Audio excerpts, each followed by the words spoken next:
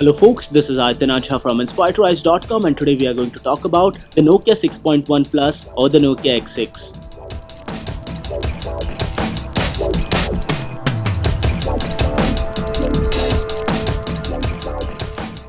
So guys, let's first start with an unboxing for the same. This is the official box for the Nokia 6.1 Plus. Inside the box you get the smartphone itself, you get the SIM tray removal pin, you get the warranty card, documentation, etc. You get the charger, 5V 2Ah charger. This smartphone supports fast charging, but the quick charge 3.0 charger is not present on the inside. You also get the USB Type-C cable and the Nokia earphones.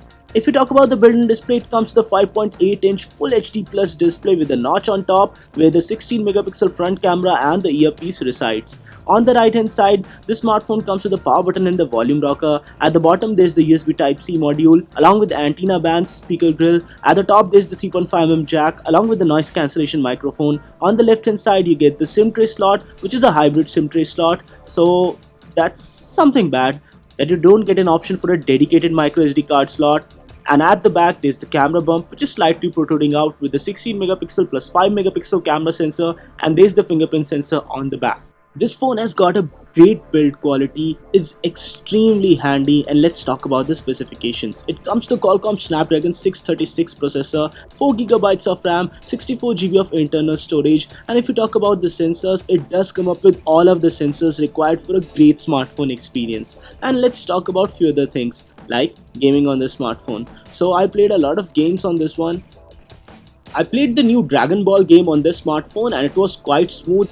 I also played a lot of other games like PUBG, Asphalt 9, etc. on the smartphone, and one thing that I found was that PUBG was running on this smartphone on low settings, not really highest possible settings, and other than that, overall experience was quite smooth while playing PUBG. Another thing that I noticed was that this smartphone heats up to a considerable degree if you play games for a really long duration of time. In my case, the smartphone heated up to 40 degrees when I was playing PUBG in a room which was set at 25 degrees. So that's something bad that it gets heated up to that degree.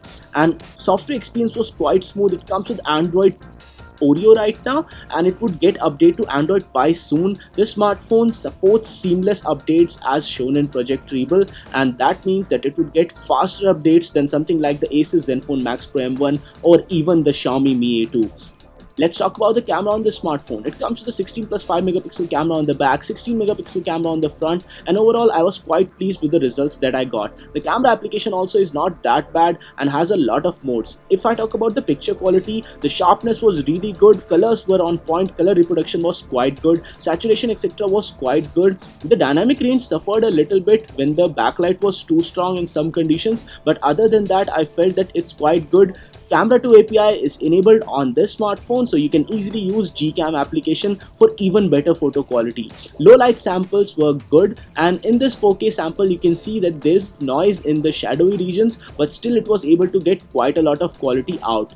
This smartphone supports Gyro EIS on 1080p videos but not on 4K videos. And now let's do a sound check.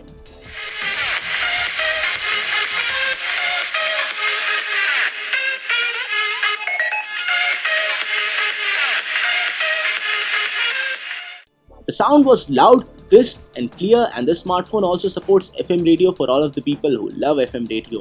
And the fingerprint sensor on this one is quite fast. It also supports face unlock, which is also really fast. I have tested it over my long duration of use and I found that this smartphone is a very nicely built smartphone, has almost everything right. The battery on this one is 3000 mAh plus, and that is one of the weak points of this smartphone. Another weak point is that it does not ship with a fast charger inside the box. It would retail for a price of 16,000 rupees in India, and for such a price it's a great competitor to something like the Mi A2 and the Asus Zenfone Max Pro M1.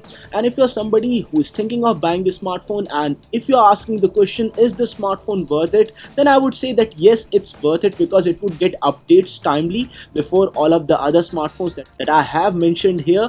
And other than that, I felt that the overall build for this smartphone is quite good. If you're somehow able to buy fast charger from outside, the battery life would also won't be that much of an issue for you. So guys, this was it for this video. In case you liked this video, don't forget to smash the thumbs up button. Don't forget to subscribe to Inspired to Rise for more awesome tech videos like this one.